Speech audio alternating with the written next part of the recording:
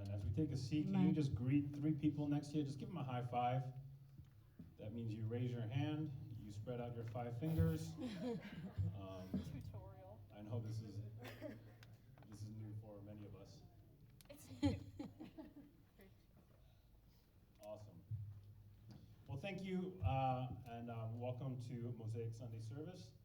We are closing out a series that we're doing and have been doing for the past 4 weeks called Story Series. And this has been a special series for us, meaning it's been my favorite series so far we've done as a church, and just one of my favorite things I've done in ministry as a whole. And every week we've been able to look into the stories of the different people in this body alone, just in this Mosaic Covenant community, because we believe that God doesn't waste your story. No matter how insignificant or controversial your story may be, God won't waste it. And so the past couple of weeks we've been examining, looking at some of the stories in this community, stories of the skeptic. Last week was stories of the immigrant. And this week we have stories of the single mother. So today with me I have Rosie and Donna, Rosa or Donna. I'm gonna interchange that. Just give them a round of applause. And before we get into that, I just want to read one passage here in Genesis chapter 21, one of the more famous and well-known single mothers in the Bible. And it says this. When the water in the skin was gone, she put the boy under one of the bushes. Then she went off and sat down about a bow shot away, for she thought, I can now watch the boy die. And as she sat there, she began to sob. God heard the boy crying, and the angel of God called to Hagar from heaven and said to her, What is the matter, Hagar? Do not be afraid. God has heard the boy crying as he lies there. Lift the boy and take him by the hand, for I will make him into a great nation. One of the earliest characters in the Bible is a man named Abraham. And there was a promise over his life by God that said that he would be the father of many nations. And he was getting old in age, and when you are in your hundreds, you're not really thinking about your children or giving birth to children. You're thinking about your children, but not giving birth to children. And that's exactly what was happening here. And so what did Abraham do? He took the promise into his own hand, and by the consent of his wife, was told to give birth with another woman, with one of the maidservants, and that was Hagar. And as Abraham took the promise into his own hand, had just basically shortcutted the process. Sarah, who was the actual wife of Abraham, she gave birth to Isaac. And so as the two are getting older and they're raising their children, Sarah basically tells Hagar, you need to get out of the house now, you don't belong here anymore. And so in one moment, Hagar was living in a probably very wealthy home with Abraham, with a father, with protection, with covering. But then overnight, she gets sent out. She's basically sent to her death sentence, which is what it meant when you get sent off into the desert. It's not like now where we have cell phones and the ability to actually track with GPS. When you get sent off into the desert, you're basically saying, yeah, you're gonna die there. And so when Hagar went into the desert, she knew what she was expecting as well. She knew she was off to her death sentence with her and her son. And so in that instance, she lays her son down, probably just dehydrated, about ready to pass out and die, and God responds. And what I hear and what I see in this story is that God always cares about your cries. And specifically in this moment, God cares about the cries of the single mother. And so today we have Donna and Rosa to tell us a little bit about their story, for us to look into their life and to just see what God has done, how God has cared for them, the cries that they've cried, and you guys are up here, and thank you guys for being here. I know it took a lot for you guys to get up here. Thank you for having us. Even to the very end. With this height and everything, I know this is pretty high. So, why don't we start off? Donna, do you want to start us off? Tell us a little bit about yourself and just who you are. Just And who I am. yeah, So my name is Donna. I am actually a high school art teacher. I've been doing that for 18 years. I live in Bergen County, and I'm also an artist. Yeah, I'm not sure what else. I have a daughter. She's amazing. She's next door. She's 10 and a half. Her name is Maya. Yes. awesome. Who are you, Rosa? Okay, so my name is Rosa, aka Rosie. So I am a mom of two, a 21-year-old and an 8-year-old. I'm also one of seven, and out of those seven, I'm a triplet with two boys. Yes. So yeah, and what else? I am a fitness coach, health and fitness coach. I'm also an administrative assistant in an accounting firm, and I have a love and passion for God and for people. Um, yeah. Awesome. All right, we're just gonna jump right into this. All right. Tell us about the first day of you being a single mother. Okay. You want to go first? Okay. So I was 17 years old when I was pregnant. I became a mom at 18. Then I became a single mom in September 2001. That's when my son was born. He was born in March, and I became a single mom in September of 2001 when my son was 6 months. Um, yeah, it's pretty scary. Um, I was in a relationship that wasn't the best. It wasn't the idol. It wasn't the idol relationship of what we're supposed to have. It was an abusive relationship. It was a possessive, controlling, scary. Yeah. So that's why I ended up leaving the relationship. Can you tell us a little bit about that first day, week, month, your experience? So it was, like I said, it was scary. For me, it was more scary because he was possessive and controlling, and he didn't want to let go of the relationship. So wherever he would see like me and my son, he would follow us, um, and he was just not the best example, and he was going through his own personal things. So the first day was just kind of like I needed my mom.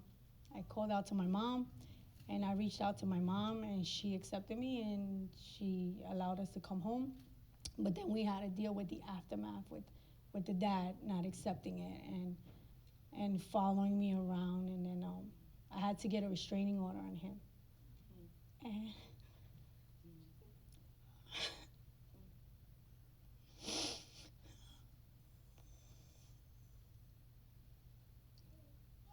It's hard to remember.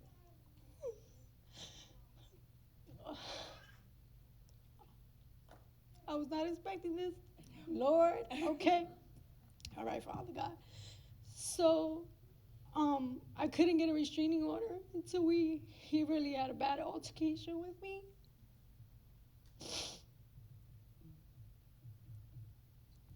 Um, then I was able to put a restraining order on him, and I dealt with it for a couple of years.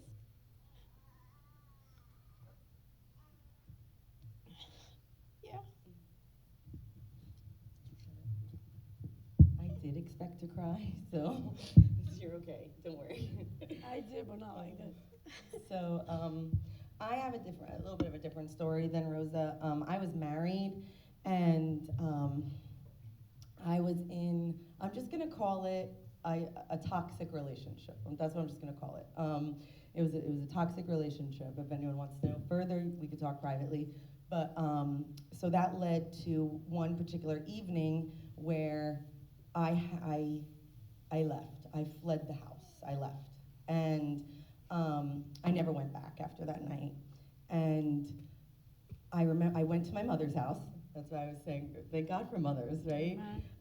So I went to my mom's house. She had a little apartment because she had sold our childhood home.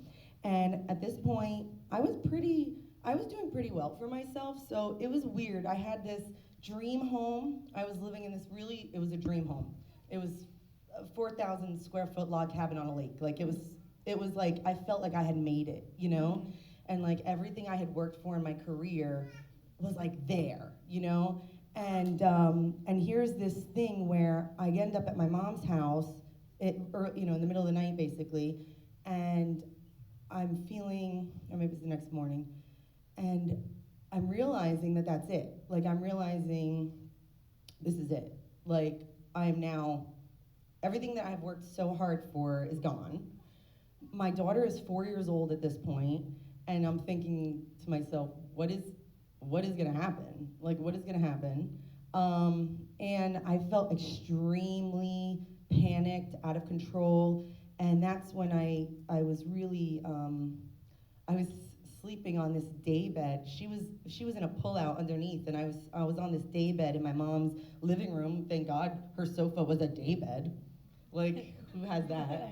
So I mean, God just was with me the whole time. So I'm sleeping on this day bed in the living room, and like looking at the ceiling, and my daughter is sleeping underneath me, and I'm just thinking to myself, how did this happen? Like how did I get myself here? How did this happen? And it was just like I was like so full of shame and failure and just felt like, well, you screwed up again. Like, you know, even though that's not what happened, but it was all in my head. And that began a very, very dark time for me. That night, that first night alone. Because after that, I was never with anyone again. So it was like, that was it. When I left, I never lived with a man again after that. So it began a very dark time of that beginning process there. Yeah. Mm, Yeah, thanks for sharing. yeah. So from that point till now, when you look at some of the stories, your own stories, and that was a question that I asked you guys, just to reflect on your stories and bring us into your experience and into your world. Like those first couple of years for you guys as you've been wrestling through all this, because when you become a single mother, you don't just wrestle with being a single mother anymore. You have life, you have work, you have to provide, you have to take care of this child that you're not even sure if you can even provide. And so, Right. which is why I genuinely believe single mothers are literally the strongest people on the planet. Can we just give a single mom? Thank you. Not just these single moms, but all the single moms here. Praise Jesus. And so, what were Yeah. some of the stories from then till now? So some of the harder things for you guys as you've been navigating this life as a single Yeah. mother from then till now.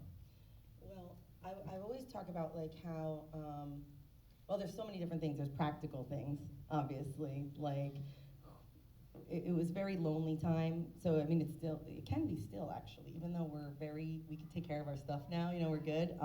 In the beginning, it felt like, who do you go to? Who do you ask for help? So actually, this is good to share. So when I got divorced, it was a very long 2-year process. This was a very dark time. And I had to sell my house, had to short sale the house, and I had to move. And I remember that it was impossible. I had to empty a whole house by myself because he had left and gone on to somewhere. And I had like a total mental breakdown. I actually had like a public Facebook meltdown, which I never do, like live, like help me please, like asking people for help, you know. And no one came. The only people that I had that actually came was one of my best friends came to help me, my other best friend came to help me, and my mom. But it was like sporadic. So most of the move, I was really by myself. And I remember feeling like extremely desperate and alone, that here I am by myself with my child, and I have very little help to do something. And that was before, that's why I feel like community is so important. But also, just the idea of where the money is going to come from. So after I got divorced, this is crazy. I know this is going to sound insane, and if there's any lawyers out there, you're going to be like, "What happened to you?" But my divorce cost me $100,000. So when I first got divorced, I had very little. like very, very little. My apartment was a miracle by God. We'll talk about that later. But so food. So like I couldn't go and like order food. I couldn't get a lot of food. I couldn't buy things. And my daughter, you know, she wanted stuff. So I would just, I would feel very like I couldn't provide for her because all I was focusing on was a roof. Like I just didn't want to be homeless. I just wanted us to have a roof. And I had a good job, but I just, you know, I felt very, very much like, wow, I can't provide for my daughter. All I can provide is a roof. And that was a very humbling and sobering experience for me during that time that I had to really work through. But yeah, it was like just day-to-day things are very difficult. Childcare, things like that. Yeah. So for me, I was living with my mom for a while. And then in 2006, I met my daughter's father. And I was with him for about 10 years. We're together. And yeah, it wasn't the healthiest either. It wasn't really bad, but I would look at him and I would say, God, is this it for me? Like, is this what you have for me? And I always felt like there's more. This can't be it. There's more. This can't be it. So, you know, going through certain situations that I experienced in my life before that, prior to him, and then he had 2 daughters, twins, 2 years old. So now I welcomed them into, you know, to my life with my son. And, you know, growing up, I didn't grow up in the best household. It wasn't bad, but it wasn't the best. Like, I didn't feel loved. So it's like I was searching for love in the wrong places. So, long story short, you know, I didn't see my mom and my dad show affection. My mom was always just like working. Like, I have to provide. My mom, she came from El Salvador, so the immigrant story, you guys got to YouTube that. You'll have an idea of what that's about. So she always felt like she had to provide and work. So we were kind of like alone and doing our own thing. And that's just the background to my story growing up. And I would drink. You know, my mom and my dad, they met at Alcoholics Anonymous. So that's something that I was dealing with as well. You know, let me just drink my sorrows away, you know? So one day I remember I was in the bathroom. Then I lived with my daughter's father. And I was crying out to the Lord. I was like, if you are a real God, where are you? I don't see you. Where are you? So, fast forward, 2014, I ended up pregnant with my daughter. 2013, I ended up pregnant with my daughter. 2014, I had my daughter. I lived with my daughter's father. We were together. And I was just like, I can't do this anymore. But I was so scared. I was so scared to raise another child by myself. I was very, very, very scared because of, especially financially. Like, I'm like, can I do it? Now it's 2 kids, not 1, but 2. So I took a leap of faith in God.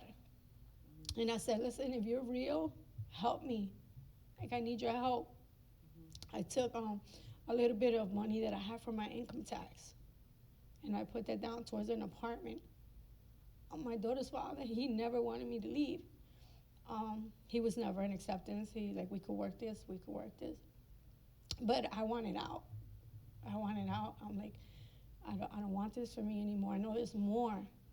So I took that money from my income tax, and I left him everything. I left with practically nothing, just my clothes. I put that down in an apartment in Passaic, New Jersey, born and raised in Passaic. It wasn't the best neighborhood for me and my kids. And but I said, Lord, I trust you. Whatever it is, I'm gonna do what I have to do for me and my kids. And I moved. That was in 2015. I moved out. 2015.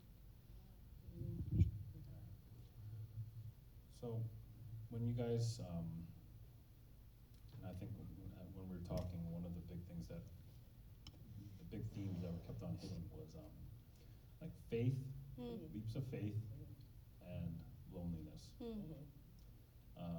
I don't know if that intersects ever at all, but can you guys tell us a little bit about just your journey of faith in this, and also the depth of loneliness that you've experienced? I'll go, just to continue a little bit on the story. So that was 2015, and I was like, now I could do me. Now it's me time. But all along, I was a child raising a child. I never had that childhood. Like, you know, growing up, it was like I was a mom. It was like it wasn't about me anymore. It was about these kids. But I was trying to find myself, trying to find my identity. So I was like, it's me time. Now I'm able to do me and enjoy my life, and, you know. So then I was, again, going through a dark situation and season in my life where I was like, I was with my kids, but at the same time, I didn't want to be with them sometimes. Because I would feel like I felt like there was always something missing. There was always something missing. So sometimes I would drink, and, you know, with alcohol and, you know, even intimacy, you know, so to try to fulfill that. But I always ended up feeling empty, even after the fact. So, you know, I ended up just going to, but I never knew really about the Lord. Like, it was Catholic, my background. And I know my mom was like, we would go to church sometimes, like for Easter, or if there was a baptism. I didn't really know. I know it was something that you like present to God, but I didn't really know the background of why. So it's like sometimes we do things because of tradition, especially, I don't know about other people, but Spanish people, they have a lot of tradition. So I advise you guys, before you do anything, find out the why you're doing what you're doing. So I didn't get baptized. I didn't really know. So then I ended up going to church. I would go here and there with my daughter's father. We would go to church, but it wasn't consistent. I ended up getting baptized at 2018. I got baptized, and I accepted the Lord. And when I did that, I felt different. Like, it was like the Holy Spirit came upon me. My life changed. Like, the times that I felt lonely, I no longer felt that. I felt like a sense of peace. A sense of peace. Like, everything that I was looking for, all the love that I was looking for, I found it in Christ Jesus. So now, even being alone, I don't feel lonely. Like, I need to be with someone. I need to feel that love or that voice. Like, the Lord fulfills me in that area. Praise God. And to add to that, in 2014 and 15 that I said I moved alone with my kids. We lived there for 4 years. And then it was just so much going on in the area that I lived that I said, we got to move. So my kids, like my son, because he was getting older, we have to move. But I didn't really make that much money to move. And I was like, Lord, I trust you. I trust you. If this is for me, I went and I applied for an apartment in Bloomfield, and you had to make double the income. And I was like, Lord, like, I don't have the money like that, but I trust you. I worked on my credit score. It was good. You know, I had some money in a way. I was ready to move, but I just didn't have the qualifications that you needed to get the apartment. So I went, I saw the apartment, we fell in love with it. We applied, and guess what? I got the apartment. Praise the Lord. He opened up that door for me. What about you? Yeah, so God met me in the trenches, basically. So I have a twin sister. I didn't say that before. That's so funny that you're a triplet. But I was also raised Catholic, and my ex-husband is not really a believer at all. So I was away from the Lord. I didn't know anything about faith or anything at the time. And I was in a place where I was doing the same as you, everything to cope, all the bad stuff. And I was also tried to kill myself one night because I just felt like my whole world crashed down on top of me and there was nothing left. And just like you, it really hit me when you said, like, is this it? Like, is this all there is left? I just remember feeling that way, like, there's nothing left. This is it. This is where it all comes down. And so, by a miracle, I did not die. And I ended up, weirdly, painting a mural. I paint murals. And I painted a mural in a church. And it was my sister's church in Hackensack. And her mother-in-law and father-in-law are the pastors. And I'm in the nursery painting Noah's Ark and the rainbow and the covenant, knowing nothing about it. Like, I didn't know what I was painting. I was painting with a good heart, but like, I really didn't know the depth of it like I do now. And it was cute. And I'm in there listening to my music, and she comes in, and her mother-in-law comes in, and her mother-in-law wasn't supposed to be there, but she said that she felt God told her to go there. So I spill my guts to this woman in the middle of a nursery in a church, and ended up getting saved that night, ended up giving my life to Jesus while I was doing my art, while I was painting. And same thing, like from that moment on, I felt something shift inside me. For me, it took a little, my sister always jokes that I got radically saved because I'm very vocal about my faith. And you know, I basically tell anyone about Jesus and what he did. But it took me a good 6 months to really surrender. So during that time, and even after, I still struggled with needing to be loved, I was dating someone at the time that I should not have been dating. It was just an escape, you know, from the pain and everything. And the Lord really told me, enough is enough. Like, you have to go all in if you want me to help you. And so I said, okay. He's like, he basically told me your way has not worked. Like, why you keep going with your way? So I surrendered that January and broke it off with this guy, told God, have your way with me, and then instantly, it was insane. Instantly, things started happening in my life. I got plopped at a church where they were so, I would go in thinking I couldn't go to church. There was a lot of shame, church shame, like from my upbringing, because I was divorced. So I felt like as a divorced woman, that I wasn't allowed to walk into a church. That I was like, had like the scarlet letter on me or something, you know, like it was bad.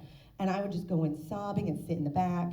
And I was met with kindness and gentleness, and God put me exactly where I needed to be in those years. And then there was a divorce care program. What? I was like, church has a divorce care program? And it was all about the love of Jesus and forgiveness and all of that. And it was a support group.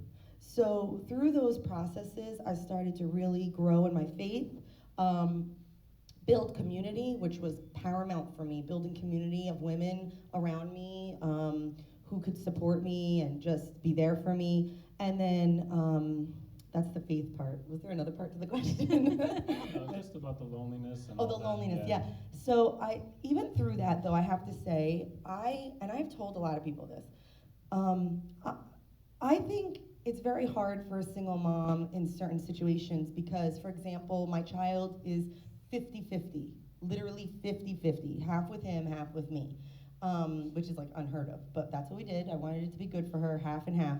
And so there was so many times that I was alone on like a holiday, Christmas, you know, things like that, Easter, every holiday I remember one Christmas I was just a disaster because I couldn't believe that I was without my child on Christmas. And I was alone. And even like, I still struggle with loneliness sometimes. I'm not gonna lie to you, like I do. I still struggle sometimes because I desire so badly to like be like a unit, like a family unit again, you know, but a healthy one, that like when I'm alone and things are hard and I hate taking out the garbage. And like, I hate, you know, like I hate, everything just comes down on you like, oh my gosh, I have to do this all alone. Everything's alone. And it gets you like angry sometimes, you know? Where I sometimes, not angry at God because I have faith, but angry at life, like angry at the situation. Like, why did this have to happen?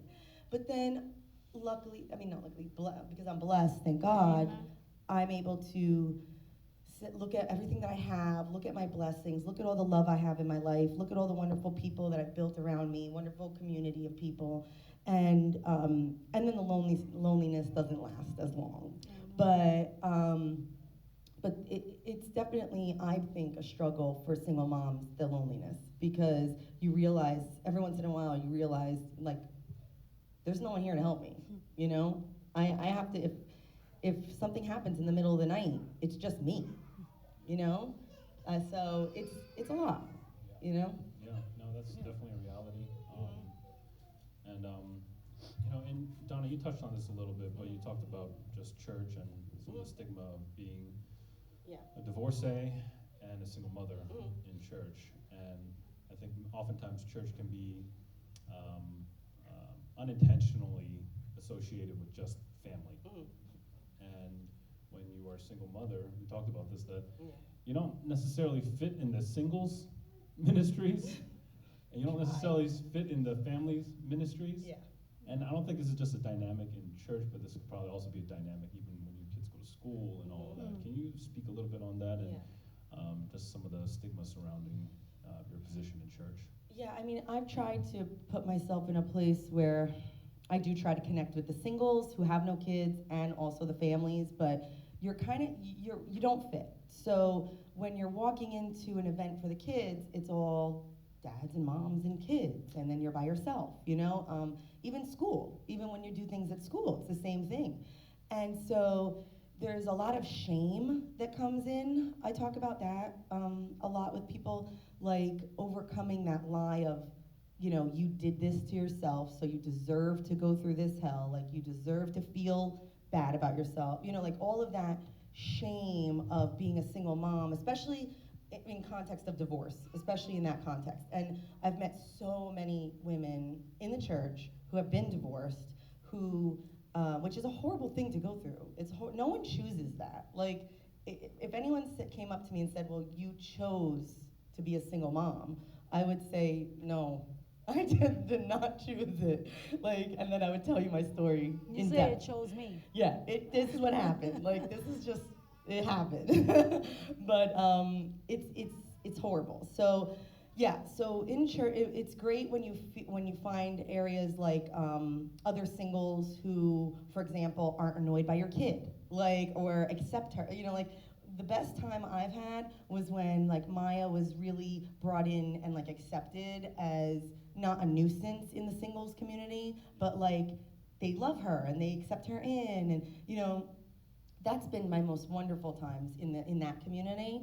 And I haven't really found my place in the family community yet. I haven't really, I can't lie, you know, we're in the house of God. But The AMC, Garden State Plaza. the AMC, this is the house of God today.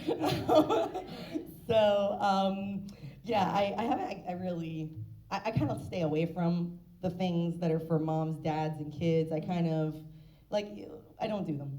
So, because I just feel awkward in that situation. Reality, yeah. And, yeah.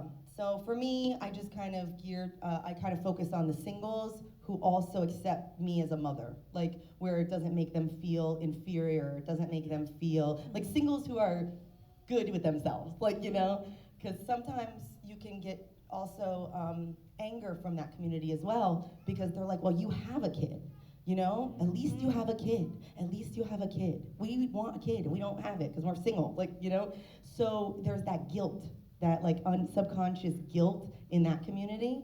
So I've been blessed. I have very good single friends who love Maya, and, you know, but it's there, like, that's a thing. Yeah. So yeah. Would you guys be able to share some of the most, some of your best experiences? Like maybe a story about some of your best experiences, whether it's in the church or outside of the church as a single mother, when someone came to help or support you in any way? Yeah. I have a quick one. Go ahead. Yeah, Real go ahead. quick. So, my friends love this. So, for a number of years, Jesus is amazing. Like, God is so, so good to me. Remember I was telling you about how, like, I had no money, I was super broke, like, nothing in the beginning, just enough to pay my rent. And so food, right? That was an issue in the very beginning. Maya and I, we would go like to bagel stores. We would go shopping, and people would just give us food, like strangers who didn't know my situation at all. Somehow we would get food, and like the guy would be like, "Oh, it's on me," and I would just be like, "Okay, I'll take it." Like, you know? And then my one friend was traveling with me in the airport. She had blessed us. She had blessed us, and I could not take Maya on vacation, and she blessed us with a vacation. She's gonna watch this later, so thank you, best friend. And she was standing in the airport with us, and we're online, and this guy comes over and goes, "I've got like $20 worth of food vouchers to me and Maya, not to my friend. We're all standing together." And he's like, "I've got like $20 in food vouchers. I can't use them. Take them." And I was like, and she goes, "This is incredible. Every time you go out, so you get free food." And I said, that was Jesus. Like, God knew my fears. Like, my biggest fear was provision, you know, that I couldn't provide for my daughter. And, oh, see, there you go. And God said, "I don't want you to fear that, because I'm your father. I can provide for you." And so he showed me time and time again how he could provide for me, including my apartment. Same thing. It was a miracle. My apartment was a miracle. Like, it's a Bergen County apartment for less than, for a good amount. I'll tell you later. I won't say it because this is public. But I'm blessed. But it's a good amount. And I have the most beautiful landlords. They are lovely, wonderful people. And we were like treated like family. And the realtor was like one of my students' parents, and the other realtor, like, they knew each other, and so he trusted her, even though my credit was 500, because of the house and the almost bankruptcy and all that. So he gave me the apartment, and because he trusted her, and I was a teacher, and they took it, and I'm still there to this day. And that apartment, I would seriously don't know where I would be without it. So that was a miracle from Jesus, 100% miracle. So yeah, I've been really, and there's a million stories, but like I've been very, very blessed in very practical ways, and also in very in emotional ways as well, with growth and things like that. Yeah. Hey, Mom. Mm-hmm. Yeah. God's Yeah. good. So I'm going to share a little bit of both. How first it was not a blessing. Like, I went through a situation when it comes to finance, again, since you're the provider, and you provide and you take care of everything at home. I had gotten let go from my job, laid off, because they lost a percentage of revenue, and they had to let me go, which I was collecting. Everything was going good. But then there was a period of time where I didn't get no income. It was for about 5 months. I had no income to pay. So I'm always a hard worker. Like, I've worked 3 jobs. Like, to me, it was like, that's nothing. I'll handle this. Like, but we had COVID, and my daughter was off of school, and then we had the whole situation where you had to be at home. So long story short, I was looking for work, and the doors wouldn't open. So I'm like, Lord, like, I'm doing my job. I'm doing what I'm supposed to do, look for a job. And you're not opening the door for me. And he's like, aren't you still paying your bills? Aren't you still, making ends meet? Like, I knew that he was revealing to me that I was idolizing, finance, like making sure, like, I always felt like I'm the provider, I'm the head household. So I have to do what I gotta do for my kids. Like, and he's like, you are, you have. Do you trust me? Like, let that go. I'm still providing, because I was able to save up money during that time. And I was still able to pay my bills because of that. So I was like, wow, like, I am. You're right. So I trusted him. And then I ended up working in my old job again with a new firm, and that merged. with my old company. And once I realized that all the other doors were not where I was supposed to be, it was where I am now. And the Lord released the funds they had on hold for me. And not only that, but like she said, he blessed me now even more so, where I live in Morris County now. And that was through the grace of God, because I'm paying $200 less than what I was paying in Bloomfield. So it's like at the same time, I believe that the Lord also tests, and it's also what are we putting our faith in? Is it ourselves or is it in Him? So it's like sometimes we idolize things. Even he knows our struggles. Everybody here is going through something. Whether you're married, single, whatever the case might be, God knows. So it's just surrendering it to Him and allowing Him to be Him, and for us to do what we can do, not what He can do. Yeah, that's great. Uh, two things here. One, what would you say to the person who's not a single mother? And two, how would you encourage a single mother here today? So someone who's not a single mother, in case there's any of you non-single mothers out there, basically, I would say when you meet a single mother, don't judge immediately. Like, hear them out, hear their story.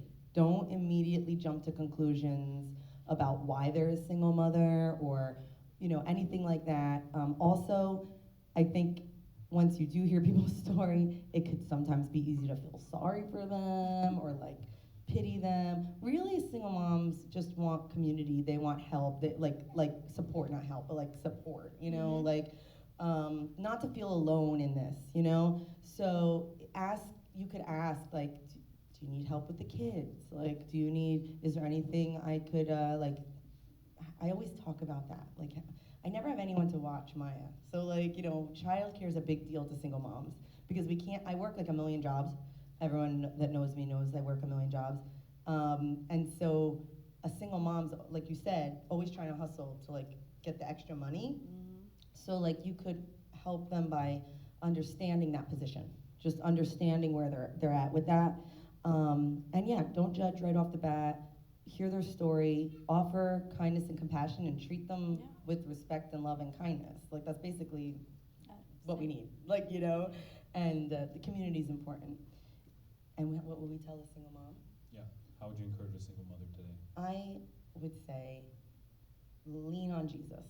Trust God. God loves you more than anyone loves you. And when you really trust that He's got your back, you're going to see it left and right. You're going to see the miracles. You're going to see things happen. But you've got to trust. And don't feel ashamed about your position. Don't feel like a victim, because a lot of people get into that victim mentality. I was there for a little while, but I tried not to stay there. And don't let the enemy keep you in victimhood. That's big, actually. That's a big one. Don't stay in victimhood. You've got to move from victim to victor. You've got to move into that victory mindset, because if you stay as a victim, that this happened to me, and and I'm woe is me, and you stay there too long, it's going to keep you from seeing the blessings that are everywhere. You're going to miss them. So I would tell single moms to really focus on the victory that's coming. Oh, actually just came into my mind. I think it's that light that made me think of this. I used to visualize when I was going through the process a light, right, at the end of the tunnel. And actually it looked very much like this light. It's like very bright. And it was a very long, dark tunnel. This would be in my mind constantly during the really bad years, in the first years, in the beginning years of being a single mom. And I would see this tunnel, really, really long, dark tunnel. And I was in this tunnel. And at the end of the tunnel, there was this really bright light. And everyone would tell me, you're gonna get there.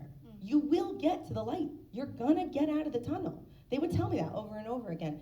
And I would be like, no, I'm stuck in this tunnel. Like, I'm never gonna get out of this tunnel. It's the longest tunnel. You're not in it. It's the longest tunnel.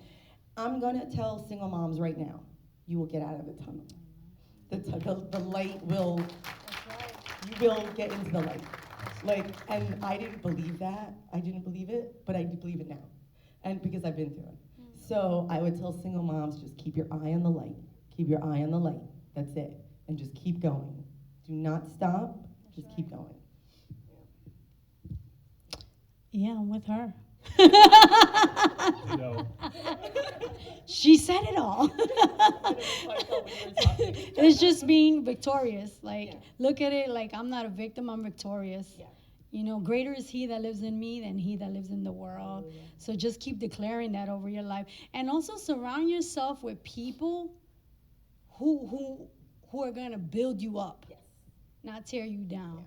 It's so important that you surround yourself with people who believe in you, who pray for you, Yes. who you know you can lean on and say, and listen, can you just pray for me? You don't even have to say everything. So that's my encouragement for single moms, and that remember, it didn't happen to you, it happened for you.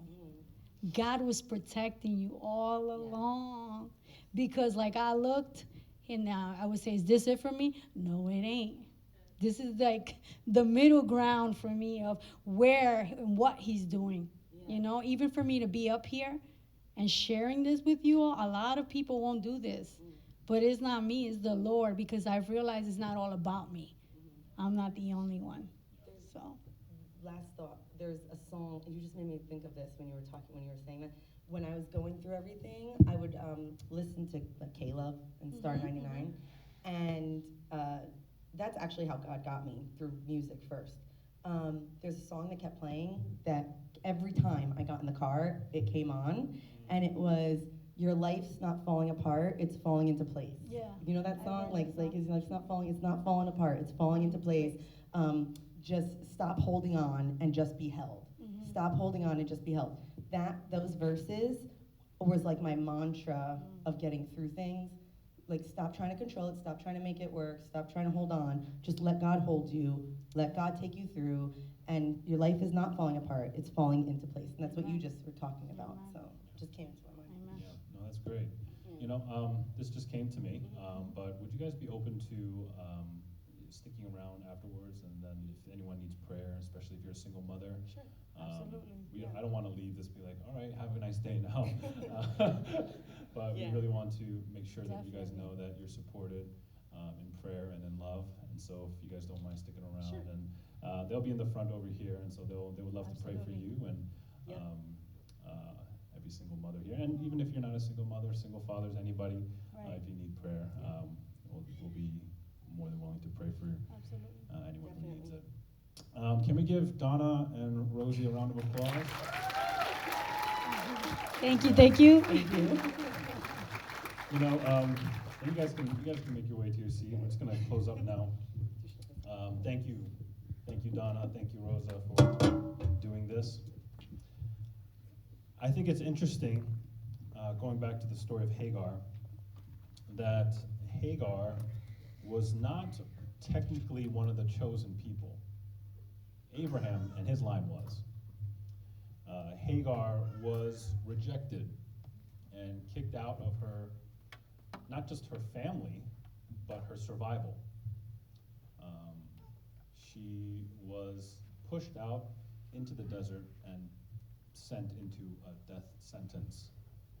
And when I hear the stories of the single mothers, and when we've been able to just talk, not just this past week, but in the past previous months, it seems very similar to that. They're not being pushed into a physical desert.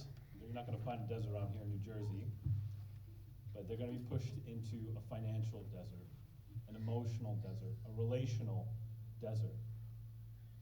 And it's interesting that in that desert, God is where she met, or that's where Hagar met God. And I love what you guys were talking about, that this wasn't rejection, it was protection. And you wouldn't have been able to experience God's provision without what seemed to be rejection, but it was always his protection. And so at this time, if you guys can just rise with me, I'm just going to close in worship. And like I said, if anyone needs prayer, you don't have to be a single mother, but if anyone needs prayer, you can just come to the front. We'll have a few people here praying for you. Donna and Rosie will be here to pray for you, to let you know that you're not alone, to let you know that, at least in this house, in this community, that you are welcome, and that you're supported, and that you are loved. For those of you who are not single mothers, after you hear stories like this, you now actually bear a burden to at least reach a helping hand saying, how can I help? When I envision just what the spirit of this church can be at the end of every conversation you have with anyone in this church, would be, how can I help? And if you can walk away, if a single mother can walk away from a conversation with someone in this church, whether you've been here for a week or a year, and you get heard, you hear the question, how can I help? Then I think we've done something. At least just one step further, right? And so today, we just want to pray for you. Let us know how we can help. We just want to love on you and let you know that you're not alone in this. Hagar was alone in the desert with her son, ready to lose her life, and even God met her there. God will meet you anywhere, wherever you're at, even if it's in the desert. So let's take a moment. We'll enter into a time of worship, and then we'll close things off.